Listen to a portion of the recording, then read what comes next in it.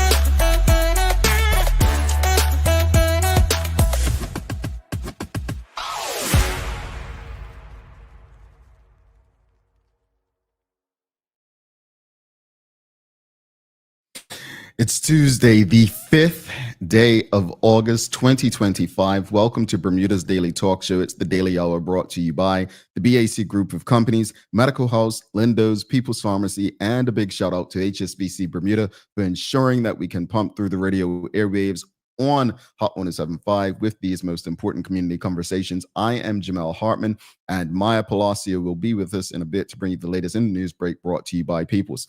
Happy Tuesday to everyone. Happy post-cop match. How's everyone feeling? I missed you all. It's been almost a week. Hopefully everyone had a safe and enjoyable cop match holiday.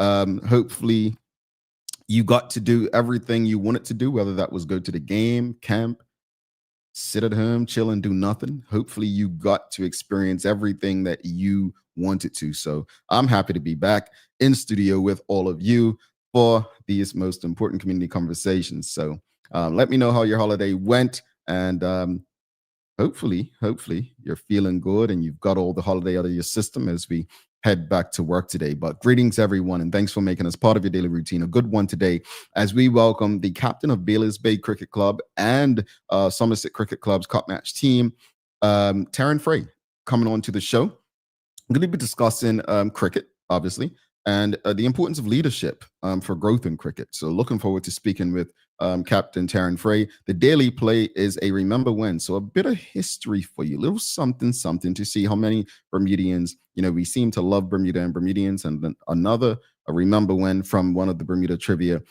card editions. And folks, please don't forget to subscribe on our website. Follow us on all of our social media channels to stay up to date with all that we have going on. Help us grow beyond the mic as we do our part to continue to improve our community. Before we jump into today's discussion, I just wanted to share that today is the first day in 5+ years of the Daily Hour. And I did say once we got on radio, we were going to give people the opportunity to call in. So I don't know who wants to make history by being the first caller. And I want to just give a shout out to one of our day one TDH community members, Mark Arthur C. Phillips, for helping us test the technology yesterday. But you can now call in if you're afraid for people to see what you type, or you're not the best speller, or whatever the reason is, you can call in. There will be limits. If you do call in, we will give you 30 to 60 seconds. No long conversations like you all are used to. Say your piece and you get out. For those, I will walk you through, for those who are tuned in on the radio, how you can call in. For those watching, you will see on the screen, it's just a 26-second video, and I'll walk you through it. So basically, you're going to go to callme.rode.com. So callme.rode.com. You will put in your name. Only full names will be accepted. We'll accept John. You want to hit that echo cancellation. If you don't hit that, we won't be able to hear you.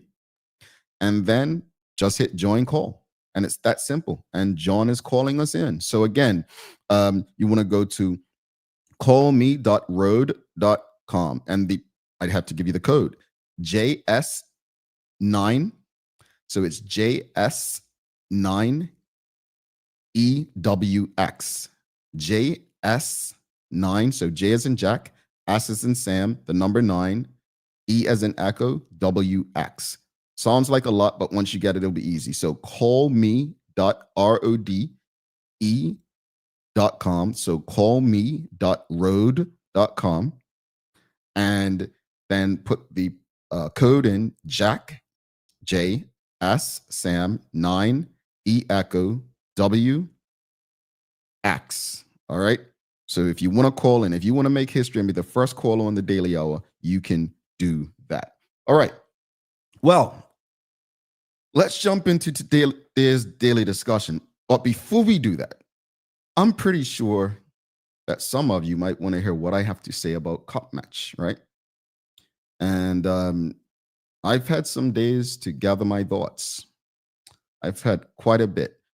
Before I share my opinion about Cup Match, do us a favor, make sure you, whatever platform you might be streaming on, Facebook, LinkedIn, YouTube, Twitter X, or Instagram, give us a like, love, follow, share the link with your friends, your family, your colleagues. And I just want to thank you. Suzanne Ingham says, super awesome Tuesday, Jamel and Maya. I love the colors on your background. Blue. She's talking about the blue. It's blue and purple, actually, said forever true. All right. So let's talk about Cup Match, right? Like so many of you, I have so much to say about the events over the Emancipation Day and Mary Prince Day holidays at Wellington Oval during Cup Match. Throughout social media, there have been various opinions shared about the game and behavior of a number of players. And I'll touch on that a bit later. But first, let's talk about us. How dare we, all of us, be so comfortable in our hypocrisy to have the audacity to speak about the behavior of Cup Match players? The first day of Cup Match since 1999 has officially been known as Emancipation Day, with the second day being officially recognized as Mary Prince Day since, I believe, 2020 or 2021. But how do we honor them? How do we show respect? By showing how far we've fallen as a community? The excessive drinking, the vulgarity, the smoking, the music, etc. Maybe I'm just a miserable old grumpy fella. Or maybe I believe we should have some sort of standards as decent human beings. We're all guilty in some respect. Some of us indulge and participate in the behavior. Some of us condone it. Some of us even remain silent and do nothing. All of this is a problem. Yet we wonder why cricket players are on the field doing what they do. But why? Because we've created a community where there's no accountability. In our politics, in our families, in our community organizations, among our groups of friends, and so on. We claim we want a safer community, a better community, but yet our actions continue to show different. How are we okay with the lyrics and some of the music being played during public events where children are present? How are we okay having alcohol so accessible to anyone without asking for ID or being conscious of how much they've already consumed? And while I'm all for the legalization of weed, it's still illegal, but yet it smokes so freely around children on these, our ancestors' 2 days. So those players on the cricket pitch, they are a reflection of us. The only difference between us and them is that our behavior wasn't televised or streamed and didn't have those at the ground focused on them. Our community is sick. Our community is suffering, whether it's bullets flying or butters being scraped up off our roads. There's only one group that this is disproportionately impacted. This is a time for all of us to understand that the mirror isn't just there to see how good we look or to look in the rear view, but to look within and self-reflect. As a good friend said, we don't like the mirror, but we love the magnifying glass. Says we all throw stones at the players from our glass houses. We need to do better as individuals and as a community. Quite a few people felt the need to say this quote, "The children are watching," end quote.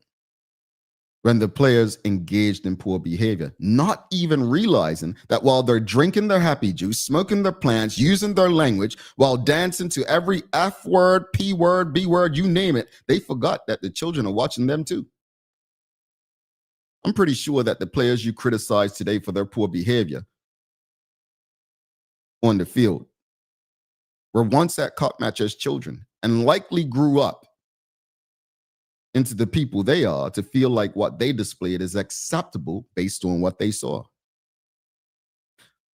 But you know what? What or who would I be to say all of this without sharing some suggestions? So here are some suggestions I have for cup match going forward. Eliminate having DJs with sound systems around the ground so that there's a PA system at the ground with rotating DJs at the club playing pre-approved child and family friendly music. If people want separate music, they can get a little Bluetooth with volume limitations. Number 2, any camp plot that has a bar in it must not have children under 18 at any time. Anyone caught doing otherwise will have their camp shut down with no refund. Number 3, if smoking is going to be allowed, have a smoking section. Have a camp plot area where people can smoke but not disturb others who pay and don't want to be impacted by it. And number 4, create a children's play area. Now, as far as the players go, this is not new. This behavior is not new. In fact, there have been numerous challenges in sport for years in Bermuda. We have seen players banned in some cases for a very long time. However, it's a new day. And because of the dire state of our community, things need to happen. As a community, we expect the discipline to reflect the actions. As I've stated to others, sports can be emotional. Amateur sport, which local cricket is, does not benefit from technology seen in many professional sports today. Officials are human. They will get things wrong. And yes, it may seem unfair.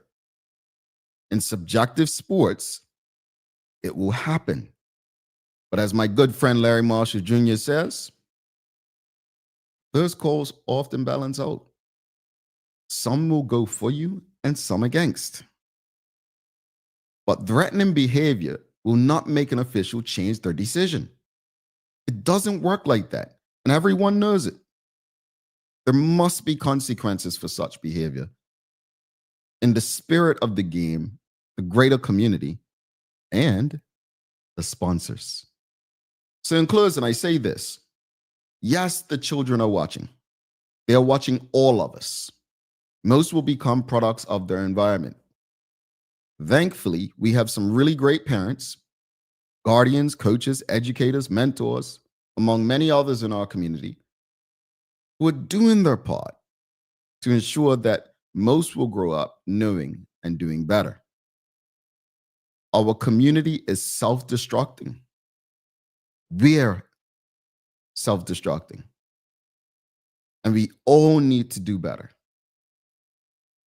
Let Cup Match 2025 be the reason we all self-reflect by asking, what did I do to contribute to this destruction?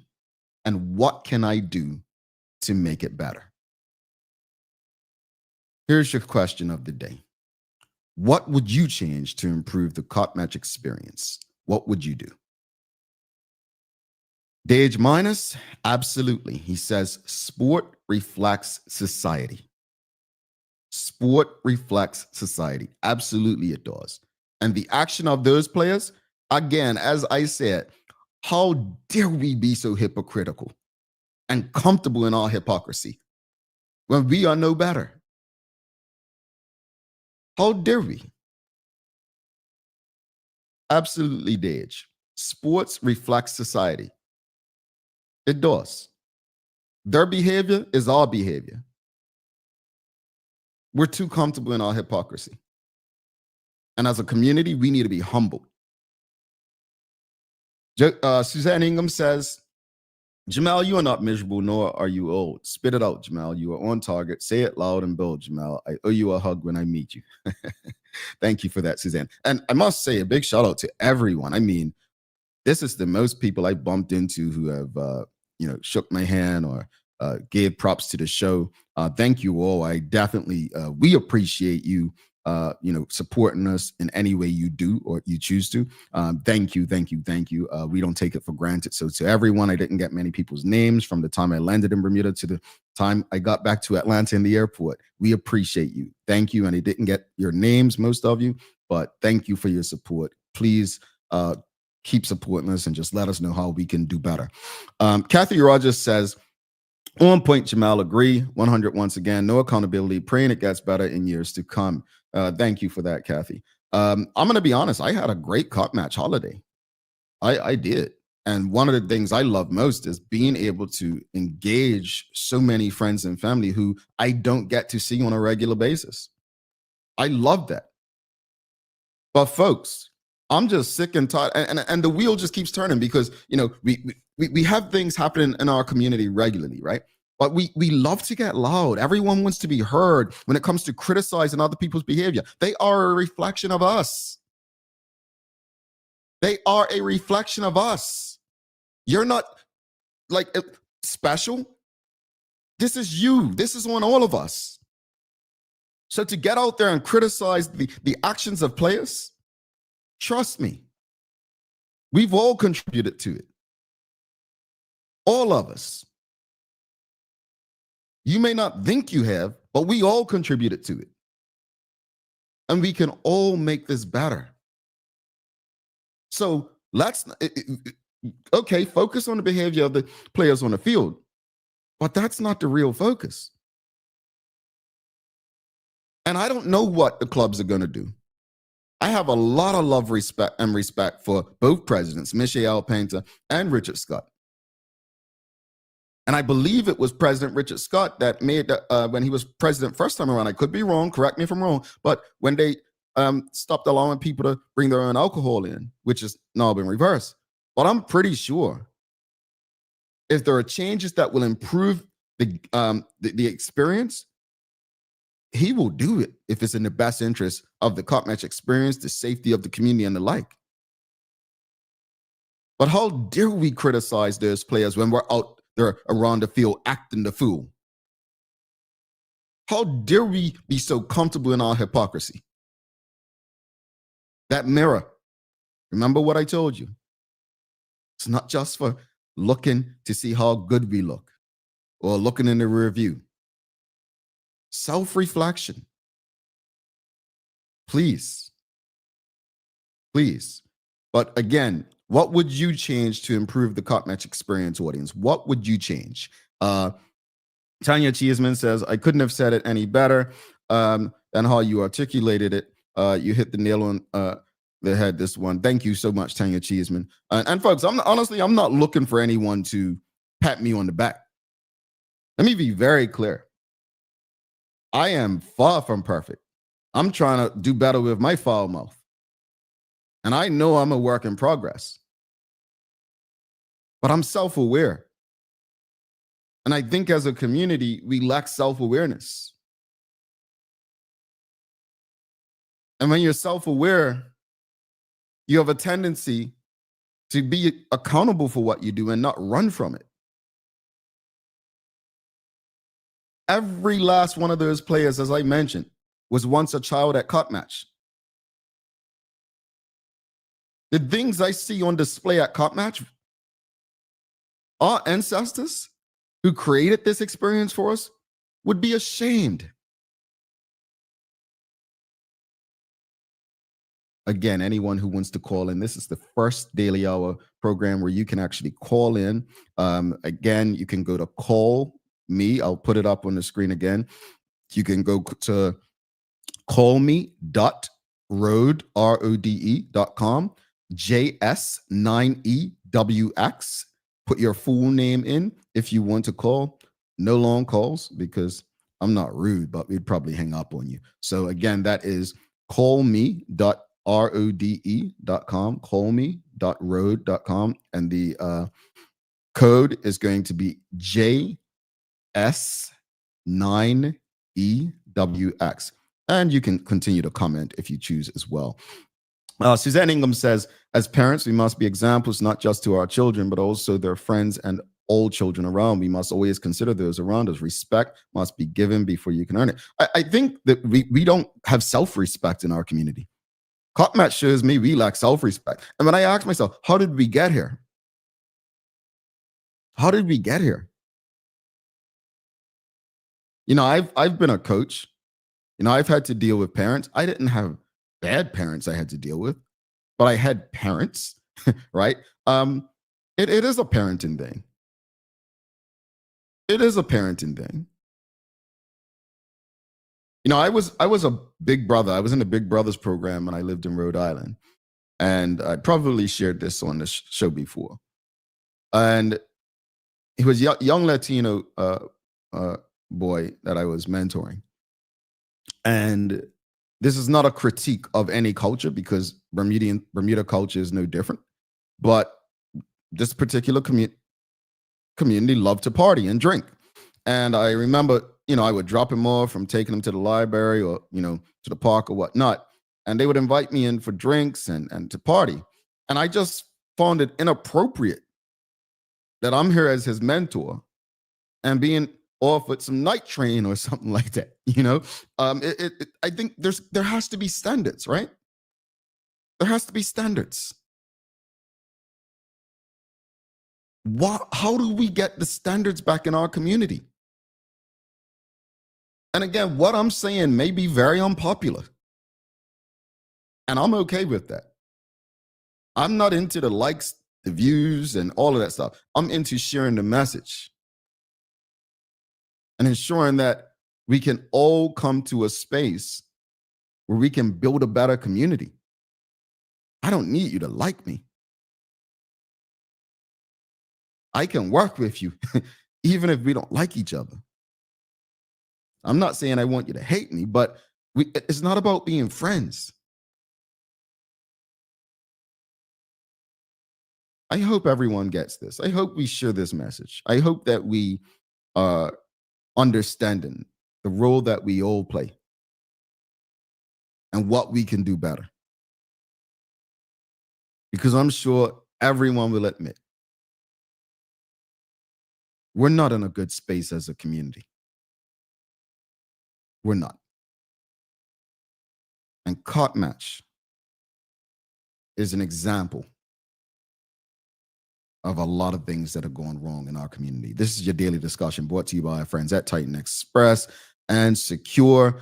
Big up to both of them. Suzanne Ingham says, we are patting you on your back, Jamal. We are agreeing with you because we not only see and understand what you're saying, we are living it. Indeed. Thank you so much, Suzanne Ingham. For that, folks, let's show some love to Titan Express and Secure Trucking. Then we'll take a break, and then we'll be back with the captain of Baylor's Bay Cricket Club and Somerset Cricket Club, Terryn Fray, for a discussion about cricket, leadership, and growth. So you don't want to miss that. Again, you can give us a call if you'd like. If you're tuned in on the radio, it's callme.rode, RODE.com, I think. .com, and the code to get in is JS9EWX. All right, let's show some love to Titan Express and Secure Trucking. The daily discussion is brought to you by Titan Express and Secure. Visit TitanEXBDA.com, your leading tour and transport provider specializing in Black History tours throughout the island. And SecureBDA.com for all your property management, waste management, residential, and commercial trucking needs. Professional, punctual, and reliable service is our commitment to you. All right, folks, whatever platform you might be streaming on, any of the social media platforms, be it Facebook, LinkedIn, YouTube, Twitter X, or Instagram, please give us a thumbs up, a love, a like. Make sure you share the conversation with your friends, your family, your colleagues, the message. That's what's important. We want to beat the algorithm and share the message. Let's bring Maya in for the Daily Hour news break. And after that, we've got Terryn Fray. Stick with us.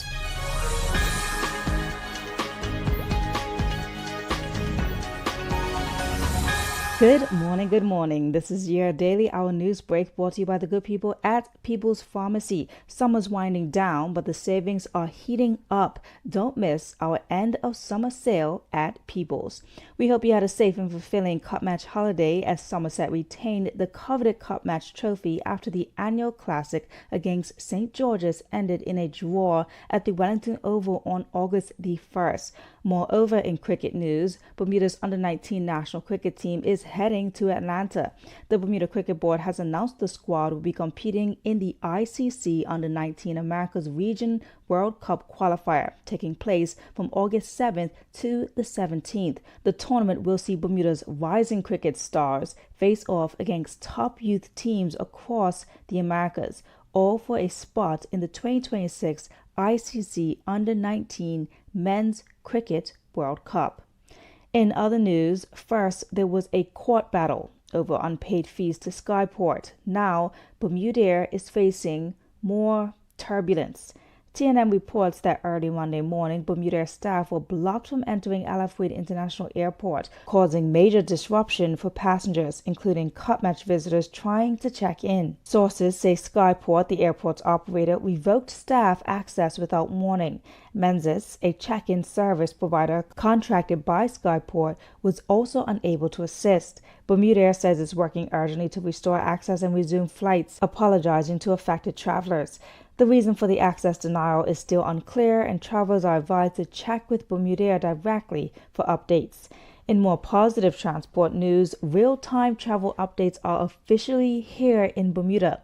This means passengers can plan their journeys, purchase fares, and track the position of their bus and ferry with ease with the ShoreLink app. This update should ensure that you can now know the exact position of your bus or ferry en route to you, making it easier for you to know when to be at the bus stop. So ultimately, less waiting and more confidence with planning your day. Minister of Tourism and Transport, Culture and Sport Owen Darrell says this marks a significant step forward in modernizing our transport network. Whether you're heading to work, school, or exploring the beautiful island, Bermuda's buses and ferries are now more accessible and dependable than ever before. And closing with sports, Bermuda's young athletes are less than 5 days away from the start of the Junior Pan Am Games kicking off in Paraguay. The competition runs from August 9th to the 23rd and will see Bermuda's top under-23 athletes competing across multiple disciplines. The event is a crucial stepping stone toward future international events, including the Senior Pan Am Games and potentially even the Olympics. As for your weather today, it's plenty of sunshine with an early and late shower that is possibly going to occur, and you got a high of 88 degrees. Now, back to the studio. All right. Thank you so much for that, Maya. Folks, today, it's for your days of the year, it is International Traffic Light Day. And so I'm going to ask you, where is somewhere in Bermuda that you believe should have traffic lights? I'm going to go first. I think everyone's going to say the same thing. T Street. T Street. I don't know why or how that's such a hot accident spot, but T Street. But for International Traffic Day, where do you believe we should have traffic lights? I never realized that Bermuda only had traffic lights in the vicinity of the city. The only ones would be the Paget stoplights, if I'm not mistaken, that are really outside the city. But see, Philip Trott, he says T Street came first to mind too. Absolutely. Where else, audience? In honor of International Traffic Light Day, where would you say we need traffic lights in Bermuda? Jody Zool, absolutely T Street. Angeline Butler says, yup, agree, Jamel. T Street, both sides, Middle Road and South. Yes, South Shore as well, because it's so blind coming out of that side. Like the way you have to inch out and the way people treat South Shore right there, the way they come speeding down, I agree with you. Shikarena says, bottom of Fairmont, Southampton on Middle Road. Yeah, because you've got that weird intersection, people coming off Lighthouse Hill as well. Dr. Anthony Richardson says, blind spots to stop sudden accidents on main roads. Harbor Road. There's a lot of blind spots on Harbor Road. A lot. Agree, Jamal, says Shawnette Bell. Okay, so we're all in agreement. We need more traffic lights. So in honor of International Traffic Lights Day, who's the Minister of Transport? Oh, is it? Yeah. Owen Darrell. Yeah, he has like 5 or 10 ministries. So I'm going to say it's Minister Owen Darrell. Minister, if this falls under you, we need some more traffic lights throughout the island. A black man, Dorian, don't ask me the name, but a black man. I knew this. For those listening to the radio, he says, who invented the traffic light? Flats intersection says Tanya Cheeseman. Yeah, I can see that. Pitts Bay and Serpentine. That's where they have the roundabout, right? Oh, no. You're talking about, I know where you're talking about, over by like going to Mills Creek area, Fairylands. I got you, Michael Daniels. Okay. Totally agree, says Levette Pemberton. T Street for real, says Kathy Ann Painter, but there are also traffic lights down. Yes, Collectors Hill. Okay, Collectors Hill and Paget. Mr. Photogenic is talking about Minister Owen Darrell, Minister of Everything. Man's got like 10 ministries. Parsons Lane in Devonshire. Okay. William Potts. Where's that? Point Finger Road and South Shore Road. That's another dangerous one to me. Dorian says, correct. His name is Garrett Morgan. Yes, the inventor of the traffic light. A black man. I just want to repeat that. All right, folks, let's take a quick break because we don't want to have our guests waiting any further. We have the captain of Somerset Cricket Club's Cup Match team, Terryn Fray. We're going to be talking about Cup Match, moving on from Cup Match, and just the importance of leadership, discipline, and the growth of the sport. All right, so do not go anywhere. We'll be back in about 2 minutes, 51 seconds. Stick with us. People's ACW, located at King Edward VII Memorial Hospital, carries over-the-counter medicines, toys, cards, and even toiletries. Our knowledgeable staff are there whether you're at emergency, visiting family, or a member of BHB staff, to show you our best even when you're feeling your worst. People's ACW, we're here for you.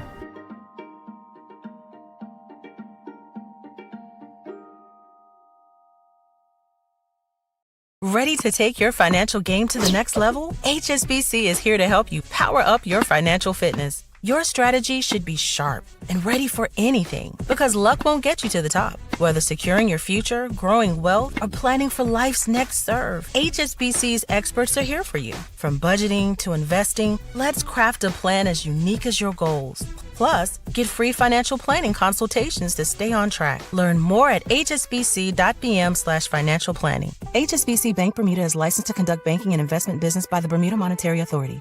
96 degrees, real hot, oh yes. Summer's heating up, but your home, it can chill. BAC is turning down the heat with 20% off Carrier X-Power mini split AC units. They're sleek, whisper quiet, and smart thanks to energy-saving inverter technology. New install, upgrade, doesn't matter. Just don't miss out. For a limited time, get 20% off when you pay with cash, credit, or debit. 96 degrees, real hot. Swing by BAC on Mill Creek Road today. Take a look at our workwear for construction workers and tradesmen. Durable, stretchable in all the right places and plenty of options for tools and accessories. Pair with our wide range of tough and comfortable footwear, you can't go wrong. As you can see, Medical House really is a one-stop shop for everybody. We can't wait to see you. See it all at our new expanded location on Bakery Lane. Discover Drop It, your go-to grocery delivery. Browse and select from a wide range of groceries, from fresh produce to daily essentials. Our friendly drivers deliver fresh groceries to your door fast, saving you time and hassle. With Drop It, you get fresh groceries delivered fast so you can focus on what really matters. Drop It, freshness at your doorstep, delivered to your door with Lindo's. Why go anyplace else? Alrighty, welcome back to the big show. Jamal Hartman here. It is the Daily Hour brought to you by the BAC Group of Companies, Medical House, Linda's, People's Pharmacy, and a big shout out to HSBC Bermuda for ensuring that we can pump through the radio airwaves with these most important community conversations on Hot 107.5. Folks, please don't forget to subscribe on our website. Follow us on all of our social media channels to stay up to date with all that we have going on. Help us grow beyond the mic as we do our part to continue to improve our community. Real quickly, folks, if you are streaming with us, and you haven't already, whether you're on Facebook, LinkedIn, YouTube, Twitter, X, Instagram, whatever platform you're on, do us a favor, help us beat the algorithm, help people get the message by giving us a like, love, follow, share the link with your friends, your family, your friends, subscribe, as Mark Arthur C. Phillips often tells you, to our platforms. But without further ado, let's give a warm TDH welcome. You know, he doesn't lose much on big game days, but Captain Terryn Fray, let's give him a warm TDH welcome, folks. Greetings, Captain. How are you, sir? Good morning. Good morning. How are you? Well, I'd be doing better if I was on the winning side, but you know, you helped me out with Baylor's base, so I'm feeling okay. How are you feeling? Yeah, I'm feeling good. It's been a good weekend so far. Long weekend, but it's been a good one. Before we get into the conversation today, I gotta ask you, just random, since it's International Traffic Light Day. Outside of the traffic lights we have, where would you like to see traffic lights in Bermuda? You seem like a voice people will listen to. Oh man, I was actually watching or listening, I should say, for the last 10 minutes or so. I think T Street's definitely a must. Yeah. Too many accidents there. I've seen maybe 2 live myself, so I think T Street would definitely benefit from some traffic lights. So I agree with whoever gave that one. I'll put that one on the table. I think the community agrees with you, T Street. So let's make it happen. Let's make it happen. We've got President Richard Sutton says, good morning, Skipper. We've got Shawnette Bell says, Baylor's Bay all day, Captain Fray, Danico Hollis, Skipper. Let's get into the conversation, though. Look, you are one of those people where we just appreciate no matter what team you're on, you know, class personified. But how do you feel about your individual performance at Cup Match? Well, I was kind of surprised, really. I wouldn't say surprised, but I was happy with my performance overall. Most people that follow me would have known, you know, this year leading up to Cup Match, I haven't had one of my most successful years for Baylor's Bay at this point. And the Baylor's Bay people continue to remind me that, you know, Somerset's turn's coming and you'll probably end up doing well for them. And it just seems like it's just one of those things that happen every year now. But over the 2 days, you know, I was happy with the outcome, happy with the way that I betted, given my recent form. So yeah, you know, to come off the field with 117 runs, reaching that 800 run milestone, Somerset retaining the cup, and overall, you know, us playing well as a unit. You know, I'm happy with this year's Cup Match. Stoked, the messages still flying in. So yeah, I'm just grateful and thankful. Indeed. Let's speak about the young players.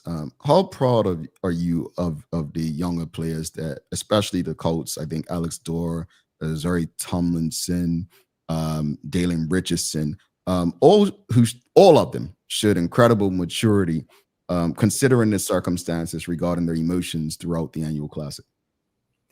Yeah, so and let's not forget Isaiah O'Brien and Luke Horn that represented St. George's, who I thought also, you know, played really well over the 2 days. But to speak on the Somerset Colts, I think I had done an interview before Cup Match, and I praised all 3 of them on how well-rounded they are as cricketers. Both Dalen and Alex already representing the senior men's national team, and Zarai, who I know without a doubt will come on and represent the national team going forward. But just the way they carried themselves, the way they all bounced back in the second innings from Cup Match, because it isn't easy. Anyone that was there would tell you that, you know, it's a different atmosphere than regular league cricket, or any other competition for that matter. So yeah, I just like the way how they carry themselves. They're great young players. They train well.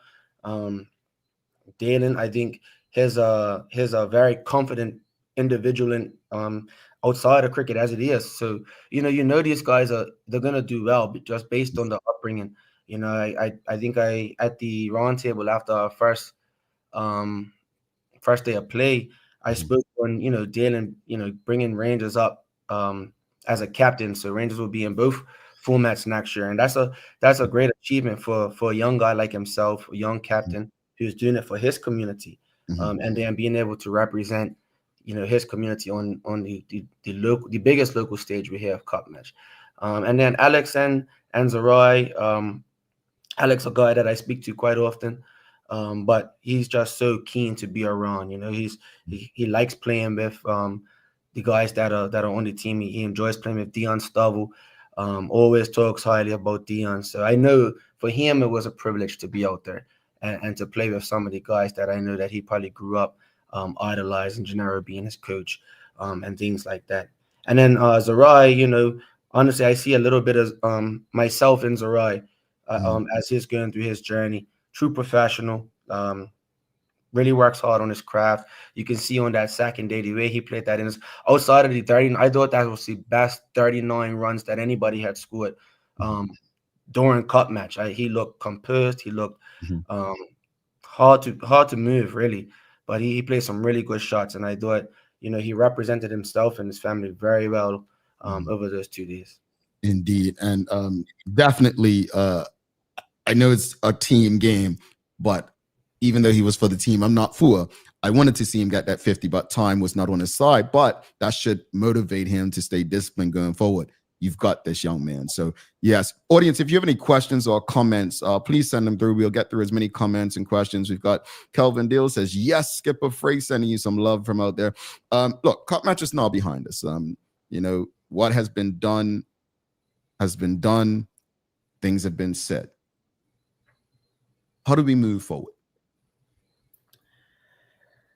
Yeah, I mean, we have cricket kicking right back again this weekend, and it's easy to point the fingers and say that these things could have been done differently, but like you said, what's happened has happened, and hopefully we can move forward, because the grand scheme of things is that the same guys that we play Cup match with, we have to represent the country with going forward. You have to represent at your clubs going forward, So I know a lot of people saw things over the streams, they might have heard certain language being used and things like that.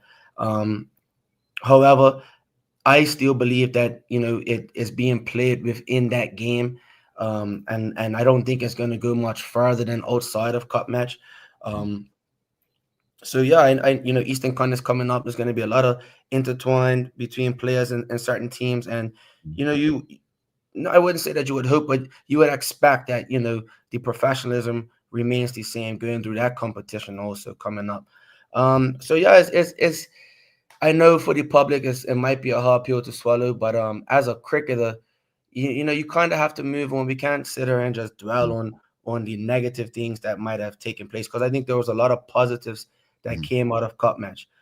If you're a cricket purist and you sat there and you watched, I think a lot of positives came out. I thought St. George's played extremely well. They batted really well this year. I think they have a bright future coming up with the coach and the younger players that they're starting to pick. We didn't even get a chance to see what Marcus Scotland's capable of. He got a good ball first up, but here's another one who I think the eyes are going to be on these young guys in years to come. So yeah, there's a lot of positives. I think they have a lot of good players. They have a lot of good tactics that I thought they employed. Unfortunately for Del Rey, my good mate, plays club cricket with me. When I missed that run out, he said it looks like it's meant to be. I think he was on about 94 when I had the chance to run him out. But yeah, that was a brilliant knock of 98, and his easily, you can see why he's one of Bermuda's best, and easily Bermuda's best all rounder. So yeah, everyone turn their attention to Eastern Kanye that's coming up. Just try and put that behind us, because it's still good cricket to be played out there, and we have to look forward to that. Indeed. But want to just go back on in terms, because cricket is known as a gentleman's game, right? With young people coming along, how can we ensure, and this is not just a cricket thing, as I said earlier in the show, what we see in sport is a reflection of all of us, right? And I refuse to use this platform to criticize and focus on the players, especially St. George's players, especially with what goes on. But sportsmanship, what do we do to improve sportsmanship in the youth game in particular, to ensure that they're growing up with a sense of understanding of how important that is? And, you know, I was in some discussions at the game where some folks were like, oh, this is gamesmanship, right? What do you think that line is? Yeah, it's one of those lines that continues to move, right? Mm-hmm. I think the bigger the stage, the more the will to win, it becomes. And I just think, when we look at the youth, I went and watched the mini cup match that they had. It was at Bayless Bay, with the kids and the camps, I should say. And it was intense, and it emulates what you're gonna end up seeing on the 2 days of cup match. And I just think it's important that the environments that these kids are growing up in and whatever sport they're playing, I think that we have to emphasize the camaraderie side of things. Like these are your teammates, and I think sometimes where we lack or where we lose sight is that it's always a bigger picture. So where we have cup match, yes, cup match is probably the biggest local event we have, but there are bigger things outside of cup match. You have people that represent the country internationally, and when you get on that stage, you can't hide. You definitely can't hide from the cameras. So you have to be able to take that professionalism that hopefully you're learning at a young age here in Bermuda and apply that to when you go overseas and you play. You have the under-19s that are away right now, and you would hope that these young guys, or I know that these young guys are going to represent us to the best of their ability.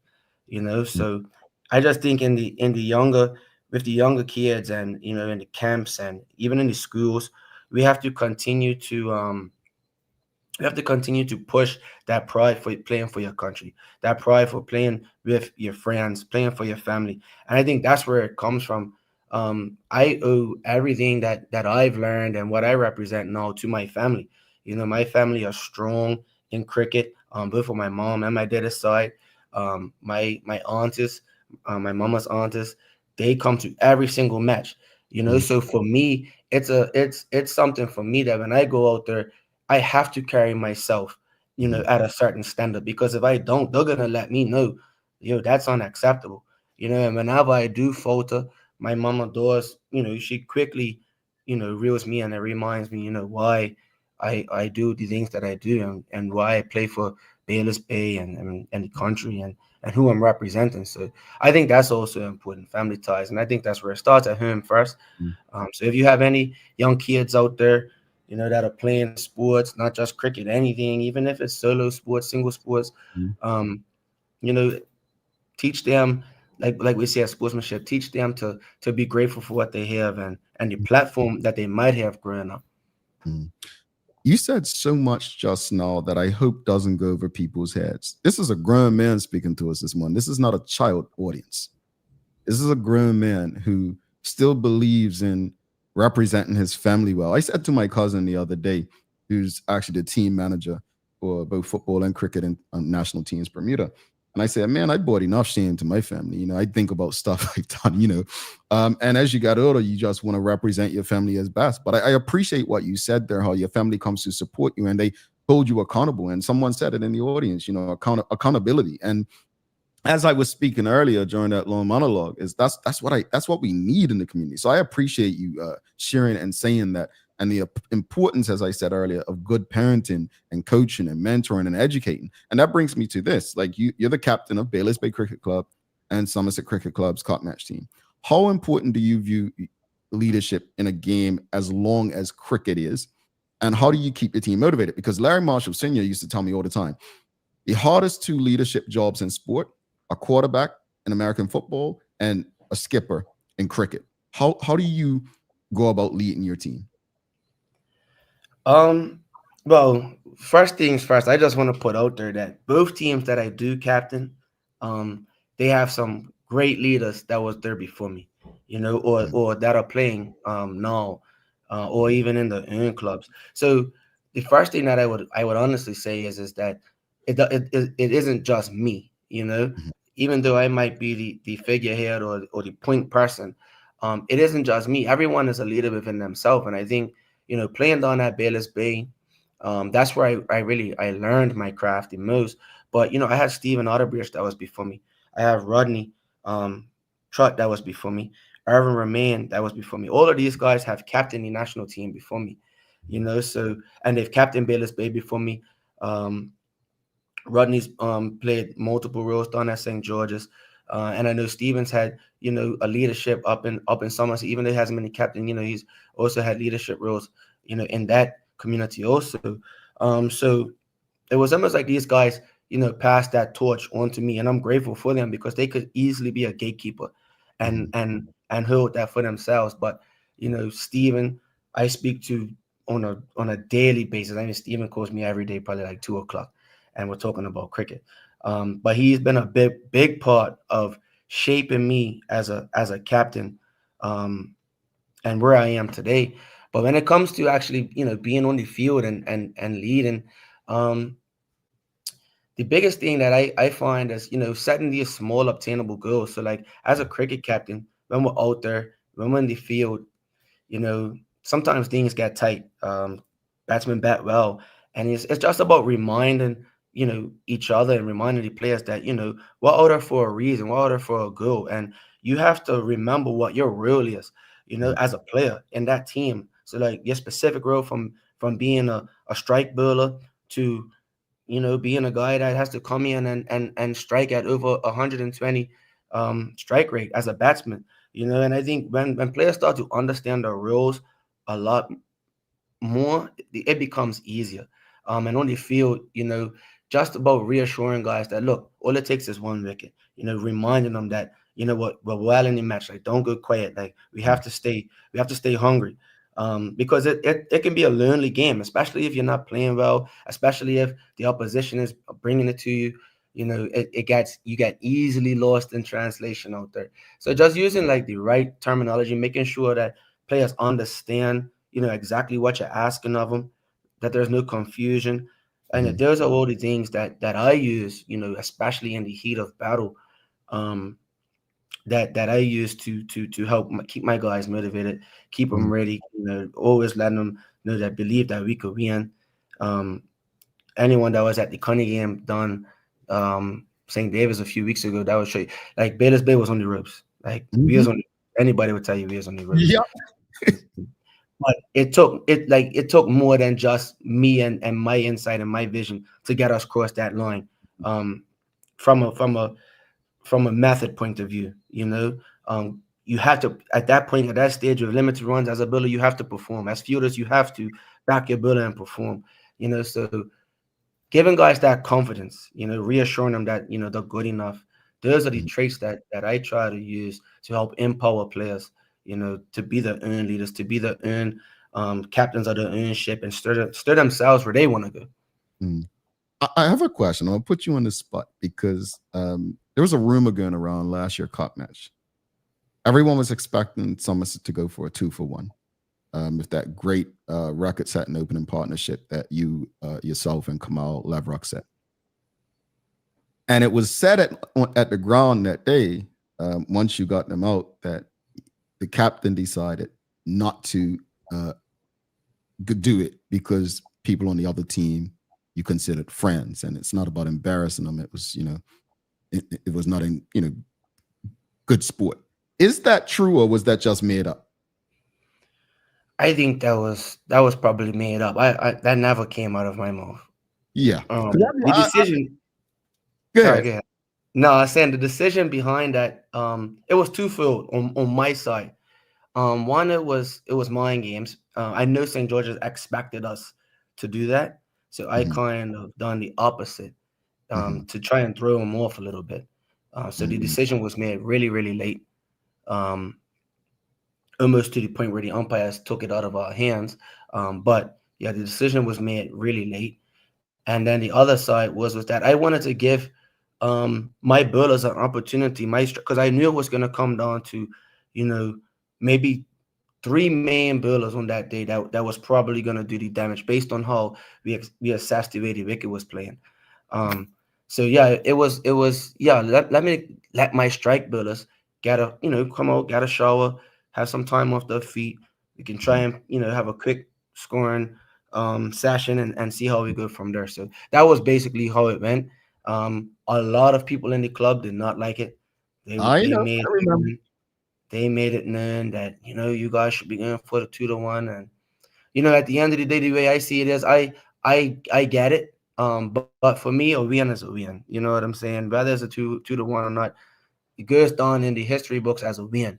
So yeah, I get it, and I know probably going forward, some of the things I heard afterwards might change my decision if we ever get put in that position again. But I just think on that's what they called for in that moment, and it was a decision that I just made, and all of the players and the coaches back. Well, not all of the players, but most of the players and the coaches backed me. Indeed. Okay. Richard Scott, president of Somerset, says great insight and advice. They're representing the family first and support from family. Polly Rich says support from family is key.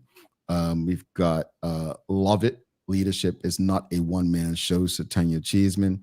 We've got Charles H. Jefferson II. He says, I just want to say how much I appreciate what Mr. Fray had to say during the trophy ceremony. And today, it's obvious that he's had good leadership that he's emulating. I also appreciate his humility. Renee Simmons says, absolutely, this is what makes a great leader. You must be held accountable. Your family background and support certainly matters. Also, consequences for misbehavior should be implemented. Maturity looks good on you, says Michael Daniels. Let's speak about that, because I'm not going to say the names, but I spoke to two Somerset players in particular during the rain on the second day. And my mind operates differently, business-wise. I'm thinking, okay, we have to do better if we're here to, seek sponsors to be able to, reward the players and the like. And the players were suggesting to me that, maybe we got to set pay, and our pay gets deducted if we, bring the game and distribute, right? What are your thoughts on, that kind of, because at the end of the day, as I said earlier, I'm not here to look at the players, blame the players, especially when most people at the game are participating in behavior just as bad, if not worse, right? Just that the cameras are not on them, the focus is not on them. But what can we do to improve that part of the game? So I don't know if what you heard just now was a suggestion or not, but I know that at Somerset, that is in our contracts. So we have contracts that state, any type of misbehavior, or misconduct or whatever that goes against what Somerset believes in representing, you will be, deducted your pay, or, taking all of it. And players in the past will tell you, if they're being honest, they have, had all of their pay, taken because of behavior at cup match, or doing things that, isn't seen to be the standard up at Somerset Cricket Club.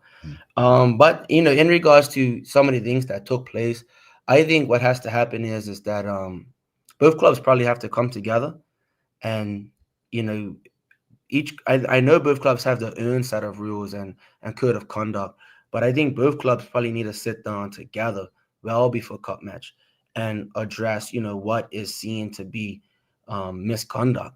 And we go from there, just so that from a player's perspective, we all know what the standard is. Because I know at Somerset, I can't speak for St. George's, and I know they have the standards, but at Somerset, we know with line what that standard is, and we know if we cross it, this is what's gonna happen. I'll give you a funny story. Second day, it's raining. It's around about 11 o'clock, and Derek was like, Fray, man, I want some fish, man. Let's go get some fish. And it's stated in our contracts that, we're not allowed to leave the players and officials area during the hours of the match. So that was where the gray area was, because it was raining. Is that hours of the match? If it wasn't raining, that's definitely hours of the match. So we had going, and I thought, Derek went to go get fish just around the corner right there where you come in the main gate. And we got to see it because I think he was right there. And Derek's like, I don't want to see it. I think I'm going around by Crown and Hinker. And I shook Derek's hand. I said, well, good luck. I'm not losing my pay. I'm going to turn around and go back down to the clubhouse. So, yeah, it's for me, that's enough. That's enough right there to feel like, okay, well, I don't want to be reprimanded for being seen, in a camp or things like that. I know Derek went, he got the fish and he came right back. And I don't think he'll be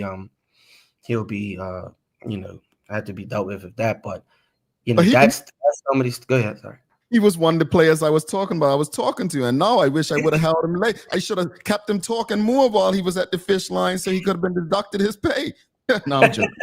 But no, that's good to know though. That something that may seem so simple, right? Is in the conduct, and Nikki Smith did say, and St. George's does have that in their contracts as well. They have contracts as well. That's good to know. We've got a couple questions that I want to go through. Folks, he can't stay all day, but Charles H. Jeffs II, he says, as a sportsman, would Mr. Fray like to see a change in format of cup match that guarantees a result? I've heard arguments on both sides. Well, I'm been on the side of a winning side for the last 12, 13 years. So for me, I guess the format's looking pretty good. But no, I think for the fans, I understand the need and for the, trying to, I guess, grow the game. I understand, the need for results, on a yearly basis.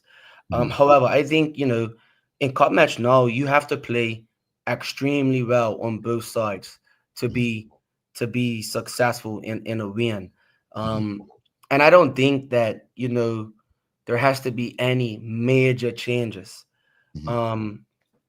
They might be able to introduce maybe like a cutoff, that could possibly promote the teams to bet a little bit more aggressively. Because we know at Somerset, we knew that, if you go down there and you bet to T and you score 300, 9 times out of 10, that game's gonna either end in a draw or in a win for you, depending on how the second team bets. So I'm not completely, to be honest, I haven't really fully thought about it that much to answer your question. But I do think, similar to like what Eastern Conference has done, if they've changed it so that the team can only bet a certain amount of overs in that day, and then the other team gets to bet the remainder of the overs or whatever's left behind from the first innings, they get carried on. They can possibly look at something like that, but I don't think, any major changes will do. I think it would be too drastic for a competition that has so much tradition and history. So I think it will be difficult, and to the people that make that decision, that's a big decision, because that'll fall on the administrators of cricket now in Bermuda, and yeah, that's a serious decision to make. So I think what if they do, if they were to make a decision with that in the coming years, I think it would have to be a lot of thought around how they implement any type of new structure to cup match. Indeed. This week, as you mentioned earlier, the under-19 team is going to be participating in a tournament where I am in Atlanta. And we've been privileged to work with the Bermuda Cricket Board to cover them while they're here. We'll be heading up to a training session on Thursday. What advice would you give to the under-19 team as they prepare for this latest tournament? The first thing that I want to say to them is firstly, congratulations to all the players that have been selected to represent the country. The first thing is, you're representing the country first and foremost, and then, your families and things like that. So, carry yourself with the highest esteem, I believe, and then, get your rest. I don't know what the temperature's like out in Atlanta, but, it's international cricket is already hard in itself. So I would say for them, to listen to the coaches. They have a good coach in Clay Smith that's out there. I'm pretty sure. I think Andre Curley, the West Indies consultant, is on board with him also. He has great insight. A guy that you can learn from. Clay Smith, like I said just now, great coach. I have a great relationship with Clay. We always share ideas. We talked a lot over the last this weekend going.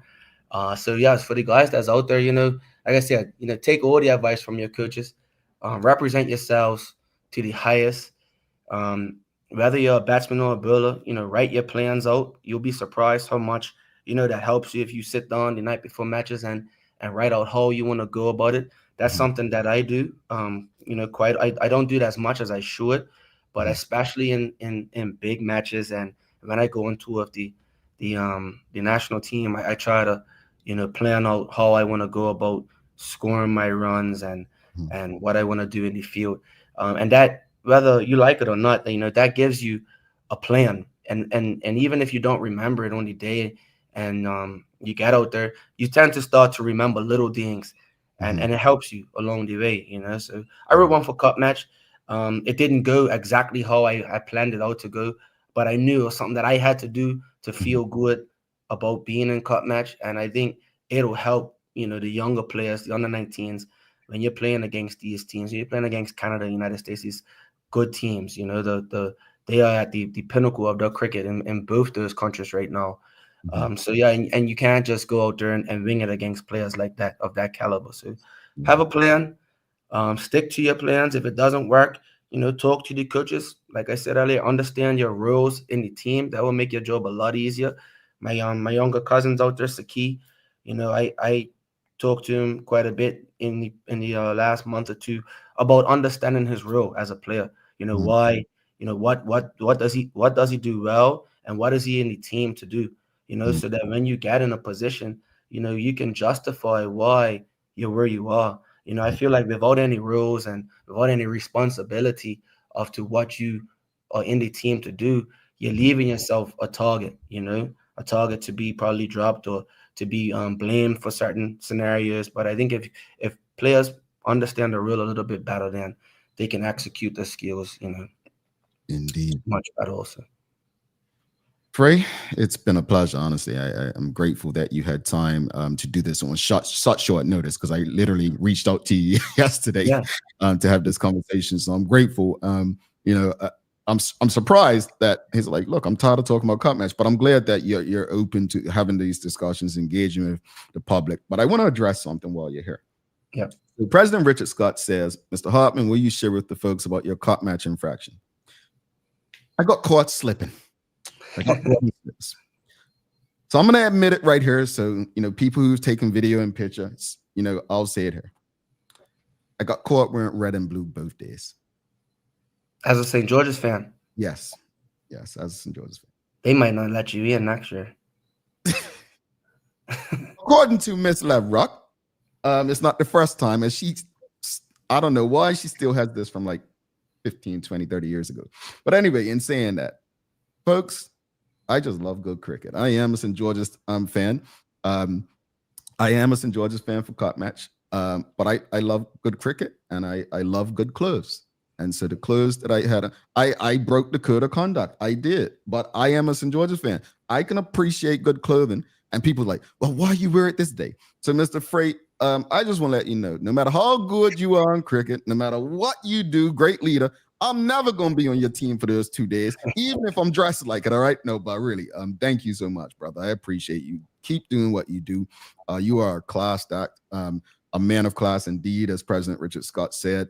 Please know that us at the Daily Hour team, if there's anything we can do to support your efforts or anything around the game of cricket to help bring it back, we will do just that. So thank you for your time. And we look forward to more discussions going forward. All the best in Eastern Counties. Thank you very much. And I appreciate the opportunity.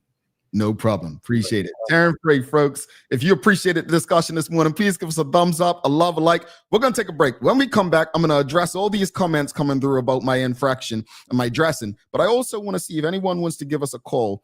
We've got a daily play for you. Don't go anywhere. We'll come back after this break. It's going to be short, just a minute, 24 seconds. In the meantime, whatever platform you might be streaming on, Facebook, LinkedIn, YouTube, Twitter, X, Instagram, give us a like, love, follow, share, subscribe. We'll be back in a few. Considering the increasing challenges faced by financial institutions, the need for insurance protection is a critical component of the risk management framework. At Friesenbrook, our priority is to safeguard your assets with the most optimal, cost-effective risk management cover to help protect your business, whether it be cyber, directors and officer liability, professional indemnity, or property insurance. Call us on 296-3600 to learn more about our full suite of competitive corporate insurance products.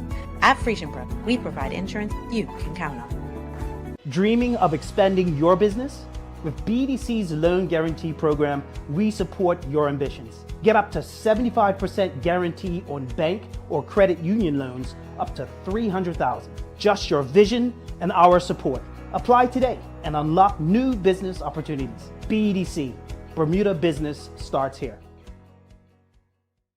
Looking for the best care for your pets? Novazok Feed and Supply has everything you need, from top quality foods to toys and supplies. We've got it all. Join our frequent buyer program and earn rewards every time you shop. Plus, we've been awarded the Clever Customer Initiative program for helping you save more.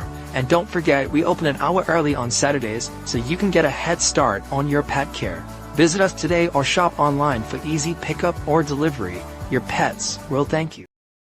Alrighty, folks, welcome back to the Big Show. Jamel Hartman here. It's the Daily Hour brought to you by the BAC Group of Companies, Medicals, Lindos, People's Pharmacy, and a big shout out to HSBC Bermuda for ensuring that we can pump through the radio airwaves with these most important community conversations. Folks, please don't forget, whatever platform you may be streaming on, subscribe on our website, give us a like, love, follow, just show some love. Help us beat the algorithm to ensure everyone has access to these important community conversations.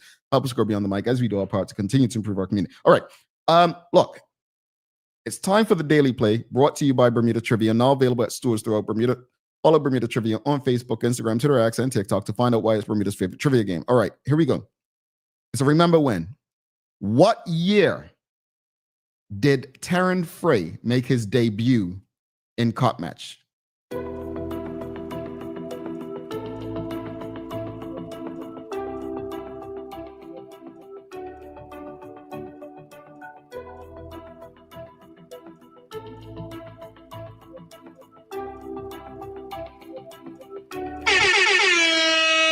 You shouldn't be allowed to play, but Larry Marsh Jr. said 2011, which makes it even more impressive.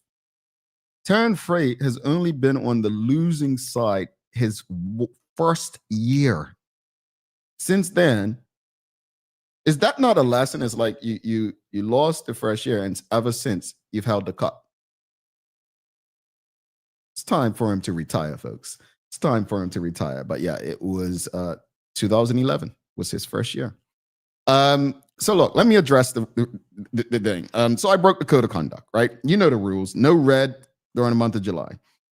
What happened was, so my god brother is from Atlanta. He's got a brand, and someone actually recognized it in Bermuda. Said, "Oh, that's that grown man." I was like, "Yeah." So he's got a brand. You know, he's a Grammy Award-winning producer, and he created a clothing brand. So I was representing it. Unfortunately, his brand colors are red and blue. I just thought, well, that's the biggest fashion thing in Bermuda. Let me wear it. So I took a risk. But folks, it will never happen again. It will never happen again. It won't happen again. So I apologize to St. George's Cricket Club, the community, and friends for that mistake. It will never happen again. All right?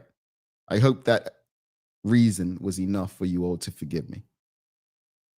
I hope that was enough for me. I hope you forgive me, but I was just trying to help the family's brand. That's it. I haven't changed teams. Oh, I just like that shirt. The first day wasn't. I just like that shirt. While Richard Scott, President Somerset, says brand colors representative of a winner. Look, if you'd missed the start of the show, I'd encourage you to go back and watch. Because I want to wrap it up in saying that class personified, Taran Fray. Taran Fray isn't just the kind of leader we need in sport, but the kind of leader we need in our politics, our communities, our classrooms. You know, I mentioned parenting earlier when I opened the show. What he said, he spoke to how important parenting that he had was. Remember, every last player that's on that cricket pitch is a reflection of us. And I will repeat, how dare we be so comfortable in our hypocrisy to criticize the behavior of those players when we're all guilty of the same conduct. The only difference is the cameras aren't on us. We all have work to do. We all have work to do. But I'd encourage you, if you didn't, and I'll post it on my Facebook, everything I said. And I'm not one to tell people what to do because I'm not an expert. But I hope that my suggestions for improving cut match to eliminate all that goes wrong in the audience amongst the crowd can be fixed. And I have faith in both clubs that they will do what's best. But folks, we've got to look in the mirror. I'm not justifying the actions of any player. What I'm trying to do is trying to get all of us to self-reflect. So I'll leave you with this daily inspiration. The mirror isn't just here to see how good you look or look in the review, but to look within and self-reflect. And I'm going to requote what my good friend said to me this weekend. We don't like the mirror, but we love the magnifying glass. Hold that one. Hold that one. Seriously. We have work to do. As Nikki Smith says, we have work to do. And the work that we need to do is within. It's within. All right, I got to let you all go. But folks, we have another important guest coming tomorrow. The DPP, Adley Duncan from the Department of Public Prosecutions, will be on the show tomorrow. There have been a lot of cases recently where there's been not guilty verdicts. People are concerned. Do we still trust the justice system? You don't want to miss tomorrow's conversation. You want reassurance that the system still works. Then tune in, get your questions ready, because a lot of people have questions. Why are people walking on serious crime? All right, folks, it is time to let you all go. So don't forget, we'll be covering the under-19 cricket team over the next week or so while they are in Atlanta. So make sure you're following us on our social media channels. So don't forget to subscribe on our website. Follow us on all of our social media channels to stay up to date with all that we have going on. Help us grow beyond the mic as we do our part to continue to improve our community. Thanks again to our partners, the BAC Group of Companies, Medical House, Lindos, People's Pharmacy, and a big shout out to HSBC Bermuda for ensuring that we can pump through the radio airwaves with these most important community conversations. As always, we appreciate you, we love you, and we thank you for making us part of your daily routine. If all goes well, we'll be back to do this again with you tomorrow. I'm Jamal Hartman. Please do make it a safe and a great day. We are out. Peace.